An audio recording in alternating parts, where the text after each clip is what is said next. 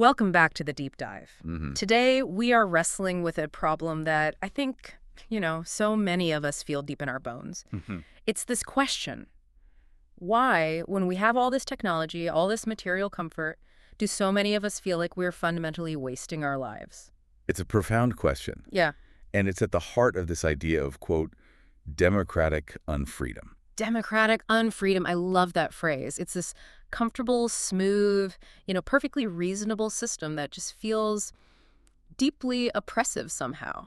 And that feeling, that tension, is really the great intellectual drama of the last 200 years. We're facing it every single Monday morning. Yeah. So today, we've pulled together a really complex stack of sources. We're starting with the foundational critiques from Karl Marx, then moving into the Frankfurt School people like Adorno, Marcuse, and connecting it all the way up to modern sociology with David Graeber. And what's so powerful about these sources is that they show this isn't just about, having a bad boss or low wages. This is a crisis of purpose. It's a kind of psychological exhaustion that seems to get worse the more productive we become. Precisely.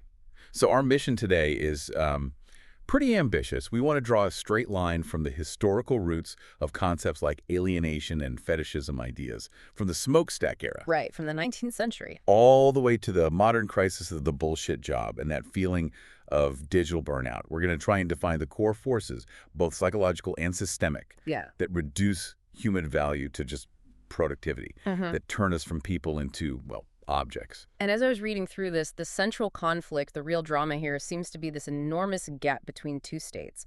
On one side, you have what they call human flourishing, and on the other, this really chilling concept, the administered world. That is the entire ballgame. Human flourishing is the ideal, right? It's what we are all capable of as these conscious, creative beings. Our potential to build and think and relate in a meaningful, self-directed way. What we could be. What we could be. Yeah. And then on the other side, The administered world. the administered world, which is all the systems, bureaucracy, capital, technology, that don't see us as people. They see us as things, as inputs on a spreadsheet, resources to be managed. And the system doesn't care about your potential. Not at all. It just cares about your output. And when a system works perfectly, it's making profits, it's efficient, it's orderly, but it does that by making the people inside it feel sick or empty. That gap, that difference, is what these thinkers call a social pathology. Okay, let's unpack this. We have to start at the beginning to trace how we got here. So to really get a grip on this modern feeling, this sense of being a cog in a machine, we have to go all the way back to the philosophical groundwork laid by the young Karl Marx in the 1840s. Right. And he wasn't starting with economics, which is what people usually associate him with. He was actually starting with a critique of German idealism, specifically Hegel. This is a really important starting point because for Hegel, this idea of alienation or Entfremdung was an abstract problem, right? A problem of consciousness. Exactly. It was an estrangement of self-consciousness, a mental state, something you could, in theory, solve with a better philosophy, with more insight. But Marx looked at that and just said, no, that's not good enough. He insisted on grounding this problem not in our minds, but in the real world, in the material relations of political economy. He was really forced into this by what was happening around him. Yeah. The sources talk about his time as an editor when he had to write about these real-world political fights. The big one was this law that made it illegal for peasants to gather fallen firewood. Which sounds like a small thing, but it's a perfect example. It's a perfect example because it was a traditional right, a survival need for the poor. And he saw the state using the full force of the law to protect the property of wealthy landowners over the lives of the peasants. So all those abstract ideas, freedom, justice, rights, he realized they were just downstream from a much more brutal reality. The reality of who owns what Yeah. and how that power is enforced. This is what pushed him towards his idea of economic alienation, the process where the worker, a full human being, is basically demoted. They become an object, a commodity. Your labor power is something you sell, just like a bag of wheat. And that sale creates this crazy inversion. The harder you work, the more value you create for the system, the less powerful you become. Marx literally said that as the value of the world of things grows, the value of the world of men decreases. Think about that for a second, that inversion. You spend years getting skills, say as a programmer. You sell your labor to a big tech company. That company uses your labor to build, I don't know, a new AI platform worth billions. That platform, your creation, then comes back to organize society. It might even automate your own job out of existence. So the product of my own effort becomes this alien thing that now controls my life. It's the ultimate feedback loop of self-destruction. And Marx broke this down into three specific dimensions of estrangement. Okay, so a threefold estrangement. Let's walk through them. The first one seems the most straightforward. Estrangement from the product. Yes, this is alienation from the actual thing you make. The worker pours their life into an object, their time, their energy, both mental and physical. But the second it's made, it no longer belongs to them. It's an alien power. It confronts them as something external, something powerful. A modern example in the sources is a garment worker who spends 12 hours a day making a designer handbag that costs more than they earn in a year. Right. That bag isn't a reflection of their skill or their life. It exists in a world they can't even access. It's almost a weapon used against them. Their life is in the object. But because of how property in the market works, their life now belongs to the owner of that object. That's the first break. Okay, so that's the thing you make. What about the second one? Estrangement from the activity of production. This is about the act of making itself. If the first one is about the what, this is about the how. Work becomes externalized. It's not an expression of who you are. It's something that denies your potential. It deadens your mind and body. So, if I love to write, but my job is just churning out soulless marketing copy based on a template, that's it, right there. That is it, exactly. What Marx called our human potential is realized through conscious, creative, self-directed activity. Alienated labor makes that impossible. Labor stops being an end in itself, something fulfilling, and becomes just a means to an end. The end being a paycheck. A paycheck. Bro. You're only working to get the money you need to survive so you can rest up and go back to do more work you hate. You're working to survive, not to live. Which leads right into the final and maybe the deepest level of this, estrangement from species being. This is where it gets really anthropological. It does. For Marx, what separates humans from animals is that we consciously and creatively transform the world around us. We have this collective human essence, this species potential. We don't just build out of instinct. Right. When labor is alienated, that whole connection is severed. Your own life, your creative power, becomes just a means for your individual survival. You're reduced to satisfying basic animal needs, food, shelter, instead of realizing your potential as part of the human species. So the moment your job feels like just the set of mechanical tasks you have to get through to buy your freedom on the weekend, you're there. You've hit that third point of estrangement. You're there. And this early philosophical work on alienation is what sets the stage for the big conceptual shift in his later work. He moves from this slightly idealist language of species being to the much more scientific idea of commodity fetishism. Okay, this is a big one. Let's put on the concept decoder hats here. What exactly is commodity fetishism? So it's basically the specific form alienation takes under capitalism, but he describes it in purely economic terms. The academic definition is, it's the process where the abstract things that organize our lives, like price or market value, detach from the human labor that created them. And they seem to take on a life of their own. They appear as these autonomous, almost magical objects with their own powers. Let's make that concrete. So when I look at a new smartphone, I don't see the thousands of people in the supply chain, the miners, the designers, the assemblers. I don't see their relationships or their labor. No, you see the price tag, you see the brand. And you treat that brand or that price as if it has some kind of magical inherent value, totally separate from all the human sweat that went into it. So the social relationships between people get disguised. They look like relationships between things. That's the core inversion. And the sources point out this was a strategic move for Marx. He was moving away from the more philosophical, maybe even moral language about the human soul, toward a more rigorous scientific critique of the system itself. Right. It's less about a moral complaint and more about a forensic analysis of the market's own logic. Exactly. It's still about alienation, about our own creations ruling over us, but it lets him critique the system from the inside out, just by analyzing the commodity itself. Okay, so now we have to jump forward in time. Yeah. We're moving from the 1840s to the 1930s. Marx had this prediction that capitalism's own contradictions would spark a revolution. And, well, it didn't happen. It didn't happen. And for the thinkers of the Frankfurt School people like Horkheimer, Adorno, Marcuse, this was a huge historical problem. Capitalism hadn't collapsed. Instead, they were watching industrial states embrace fascism. They needed a new diagnosis for domination. They needed to know why the revolution failed. And they realized that control wasn't just about economic exploitation anymore. It was something deeper, something that had gotten into our culture, into our very way of thinking. This is where they brought in Max Weber. And his concept of rationalization. Right. Weber's big idea was that modern Western society was moving away from tradition and religion and becoming totally dominated by what he called instrumental rationality. Which is what? Means to an end thinking. Exactly. It's a way of thinking that is only concerned with the most efficient way to achieve a goal. It doesn't ask why the goal is valuable, it only asks how to get there. And the main way this expresses itself is through bureaucracy. But wait, efficiency sounds like a good thing. I mean, we all want things to be more efficient, right? Why is that the villain here? Because when efficiency is the only value, it eats everything else. It swallows up creativity, ethics, human connection, everything. The trade-off, for Weber, was what he famously called the iron cage of modern bureaucracy. The iron cage. He said the fully developed bureaucratic system is to other forms of organization what a machine is to non-mechanical production.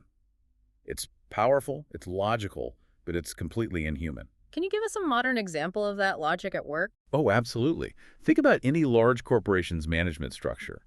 Instrumental rationality is the logic that says, we have to lay off 500 people because our new software shows it will increase profit margins by 2%. And it doesn't matter what that does to those 500 families or the town they live in. It's not even part of the calculation. The calculation is purely focused on the means, the layoff, to achieve the end, the profit. The human being becomes a cog in the machine, and their only worth is their number on a spreadsheet. That anxiety we all feel, that the system is just too big and too cold, it's literally built into the logic of a rationalized society. It is. But Adorno and Horkheimer took this even further. They argued that reason itself was turning against us. They called it the self-destruction of reason. Wow. Their argument was that the Enlightenment, which was supposed to free us from myth and superstition with reason, had failed. Because the dominant form of reason, this instrumental rationality, had become the main tool of human domination. It became a new myth, demanding total faith in its own procedures. So if your only way of thinking is about efficiency and control, then you lose the ability to think critically, to even ask if the whole structure is a good idea. You lose it completely. And this is what leads to what they call the reified mind. Reified, from res, the Latin word for thing, the mind becomes thing-like. Exactly. It becomes hard, inflexible. It can't see nuance or contradiction because it's only focused on efficiency and output. And they have this terrifying quote about it. Thought is reified as an autonomous automatic process, aping the machine it has itself produced so that it can finally be replaced by the machine. That hits so hard today. You feel that exact process happening when you're just mindlessly scrolling, letting an algorithm feed you content. Your brain just becomes this passive, consuming machine. The reified mind is when you are so optimized for consuming information that you forget how to think critically about it. You stop asking why, and you only ask how and what's next. You basically become your own prison guard. And this brings us to Herbert Marcuse, who took this diagnosis and updated it for the consumer society of the 1960s in his book One-Dimensional Man. Right. Marquis saw that domination wasn't about force and fear anymore, not in the West anyway. It was about comfort. It was about consumption and making everyone feel like they were part of the system. He called it democratic unfreedom. Yes. A comfortable, smooth, reasonable democratic unfreedom prevails in advanced industrial citizens, a token of technical progress. Control isn't tanks in the street. It's the mall. It's the mall. It's economic technical coordination. And crucially, it's the creation of what he called false needs. False needs. So the system creates desires that only the system can satisfy. Precisely. Advertising and technology work together to manufacture these socially constructed needs. They take our genuine human desires for community, for meaning, for self-expression, and they channel them into buying things. Marcuse said the individual is taught to find their soul in their automobile, hi-fi set, split-level home, kitchen equipment. And those things, they give you a temporary hit, but they don't actually solve the underlying alienation. They just keep the economic engine running. And this is where Marcuse uses this incredibly powerful analogy. He calls it a systematic form of Stockholm Syndrome. Why that? Because we are so indoctrinated. We're bombarded with messages that our happiness and our freedom are measured by what we can buy. So we learn to love the system that oppresses us. We deny our own alienation, that feeling that our work is meaningless, because the system gives us comfort and it satisfies the false needs it created in us.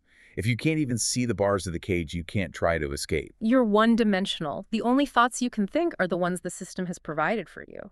You're free to choose between 100 different brands of SUV, but you're not free to question a society that requires you to sit in traffic for 2 hours a day. That's it exactly. So these historical critiques, they just set the stage so perfectly for understanding the crisis of work today, especially this idea of the bullshit job. But before we get there, we have to talk about the psychological glue that holds this all together. Mm-hmm. The ideology of work. Right. And this has really deep roots. You can trace it back to the Protestant work ethic, which Weber wrote about. The original idea was that you work hard and accumulate wealth, not for fun, but as a sign that you might be one of God's chosen. It was this, like, moral duty driven by anxiety. And today, the direct religious part has mostly faded. But that cultural DNA is still there, deep in our bones. We have the secular ideology of work that just says work is good. Because it's work. It doesn't matter what the work is producing. It's seen as inherently virtuous. It's the first question people ask you when they meet you. What do you do? As if your job is your identity. And the source material points out this crazy circular logic to it. Work is valuable. Why? Because it's hard. And why should we do hard things? Because they have value. It demands this relentless pursuit of success that just leaves everyone feeling inadequate because the finish line is always moving. You get the promotion, now you need the next one. You hit your sales target, now the target is higher. This ideology is so important to the system because without it, the psychological pain of doing pointless labor would be just unbearable. We have to believe our suffering is noble. We have to confuse being busy with being useful. And that is the perfect lead-in to David Graeber's concept of the bullshit job. This is Marx's Alienation brought to its almost comical 21st century conclusion. It is. A bullshit job isn't just a bad job, like one that's physically hard or low-paying. It's a job that is so completely pointless, so unnecessary, that even the person doing it secretly believes it shouldn't exist. And these jobs are everywhere in the white-collar world, Yeah. right? In middle management, HR, corporate law, consulting. Graeber even came up with a taxonomy for them. You have flunkies who just exist to make their boss feel important. You have box tickers who create reports that no one reads. Taskmasters who manage people who don't need managing. And the research he cites shows this has a devastating psychological effect. It's not just boring. It's a form of violence. A profound psychological violence. The data is really clear on this. Feeling that your job is useless has a very high correlation with depression and anxiety. We have this deep human need to feel like we're contributing, and when that's denied, our minds start to break down. And this reveals this huge contradiction at the heart of our economy about what we value. There are really 3 uncomfortable facts here. Okay. The first is that the most important jobs, the people who care for our children and our parents, the people who clean our hospitals, who teach, are almost always the lowest paid and least respected. Their utility is so obvious that we don't feel the need to reward it. And the second fact? Is that huge, incredibly well-paid sectors of the economy exist just to create basically fictitious status or to shuffle money around without producing anything of real value. Think about lobbyists or corporate lawyers or PR executives. Right. And the third, and this is the really dangerous one, is that the sheer volume of this pointless work suggests that we could all be working so much less. The system invents these bureaucratic roles not because they're needed, but to keep a managerial class employed and to keep everyone else too busy and exhausted to question anything. It's the iron cage, but we furnished it and called it a career path. You're completely detached from the purpose of your labor, and you accept it because you're just a cog in the machine. The crisis has gone from being about physical misery in a factory to psychological misery in an open-plan office. Which brings us to the ultimate contemporary aha moment here, the final form of all this, digital alienation. Let's talk about the creative economy, the influencer, the YouTuber, the modern artist. This world was supposed to be the escape, right? Right. Freedom from the 9 to 5. Be your own boss, express yourself. But in practice, for so many people, it has become this hyper-optimized factory of reproduction. Your creative work isn't driven by your vision anymore. It's driven by the demands of algorithms and trends. You're not making an album, you're making a 15-second TikTok soundbite that you hope will go viral. Precisely. You're not writing an article, you're writing a search engine optimized piece of content designed to capture clicks. The moment you stop feeding the algorithm, you become invisible. You cease to exist financially. So you're estranged from your own creative process, from the product, from your audience, and ultimately from yourself. This is the absolute peak of alienation. It's acutely dehumanizing. When curating your online persona becomes more valuable than the art you create, then you are the product. Your personality, your life, your relationships, they're all for sale. Freedom becomes self-exploitation. You're free to work 24/7, managing your own burnout to please a machine you can't see.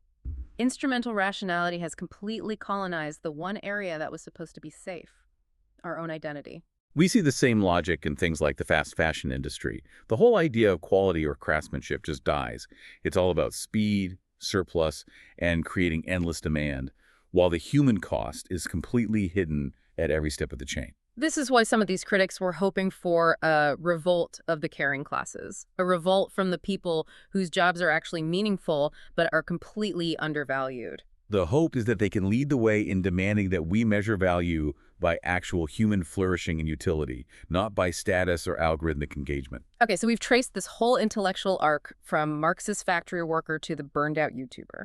And the entire argument rests on this unspoken moral claim that something has gone wrong because something fundamentally valuable is being violated. Yes. To name that thing, we need to go back to the concept decoder one last time. We need to talk about reification. Reification, from the Latin res, meaning thing. It's the act of treating something that isn't a thing as if it were one.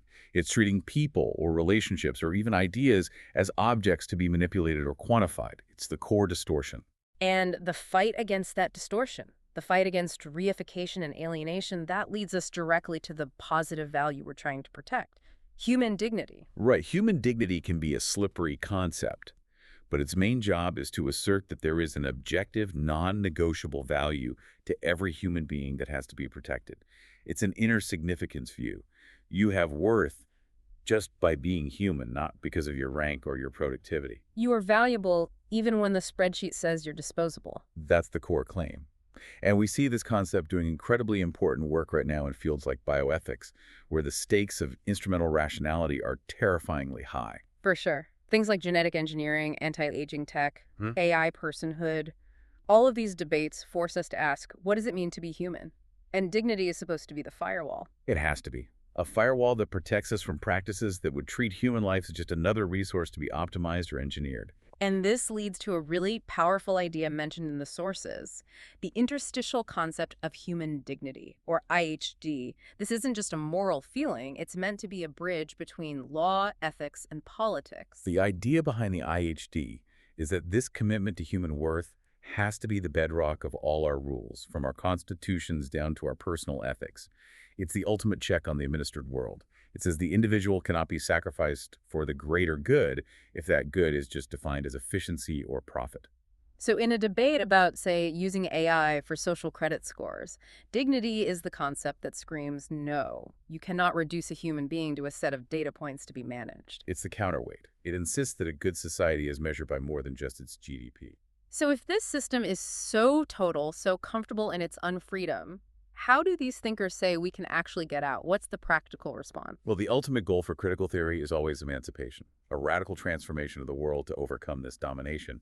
But you can't just force a utopia on people. The method has to be what they call immanent critique. Imminent, meaning from the inside. So you're not shouting from a mountaintop about how everything is wrong. Exactly. You ground your critique in the contradictions that are already present in the system.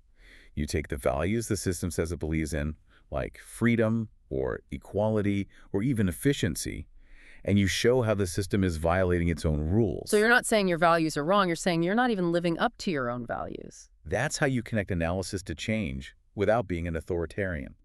And for the individual, the person trapped in that comfortable cage, Marquise's practical response is the great refusal. Great refusal. What does that actually look like on a Tuesday afternoon? It's not burning down your office building, I assume. No. It's a methodical disengagement. It's a conscious decision to step away from the dominant logic. It means questioning the cult of busyness. It means demanding that we measure value by human well-being. It means refusing to mistake your personal brand for your actual self. So it could be something as small as choosing to have a slow in-person conversation instead of an efficient email exchange, or refusing to do a pointless task that only exists to generate a meaningless metric. Yes. It's any act, small or large, that subverts the logic of the machine from within. It's moving beyond just passively accepting the way things are. It's a shift in consciousness, a collective process of waking up and demanding self-determination. And these sources, taken together over 200 years of critique, they show us that the burnout and the anxiety we feel in our bullshit jobs or our digital lives, it isn't a personal failing. It's the modern, highly efficient expression of that historical alienation of Weber's iron cage. The system works, it's incredibly productive, but the cost is our soul. This whole deep dive really is a call to consciousness. It's about giving you, the listener, the tools to recognize when your effort is becoming just a means to an end, a commodity, instead of a realization of your potential. And if the whole point of the administered system is to make you deny your own alienation, to make you love the cage, then how can you begin your own great refusal? If that logic of efficiency is everywhere, what is one specific, non-efficient act of resistance, one deliberate moment of pushing back against the machine's demand for more that you can choose to take today? We hope this deep dive gives you the framework to start asking those questions and maybe begin to reclaim some of that dignity. Thank you for joining us for this deep dive into the logic of meaninglessness. We'll see you next time.